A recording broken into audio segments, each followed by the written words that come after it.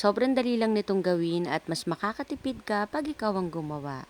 Ma-adjust mo pa yung tamis na gusto mo para sa ice cream. Gusto mo rin ba? Tara, luto tayo. Sa recipe na ito ay kakailanganin natin ng all-purpose cream, mango condensed milk, graham crackers at mangga. Sa paggawa po pala ng ganitong klaseng dessert, mas maganda kung na-chilled overnight yung ating all-purpose cream at yung mango condensed milk. Bali sa isang mixing bowl, unahin na nating i-mix yung all-purpose cream hanggang sa mag-double yung volume.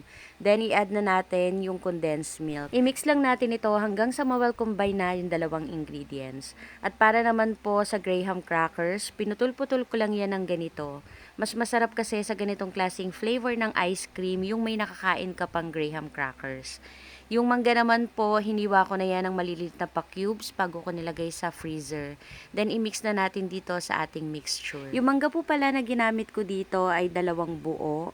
At yung condensed milk naman na 1 can, sakto na po yung tamis niyan para dito sa ating ginagawang dessert. At pag okay na, takpan lang natin ito at ilagay sa freezer overnight bago iserve. At kinabukasan nga, ready to serve ng ating masarap na mango graham ice cream. Promise, ang sarap nito. Sakto lang yung tamis at hindi nakakaumay.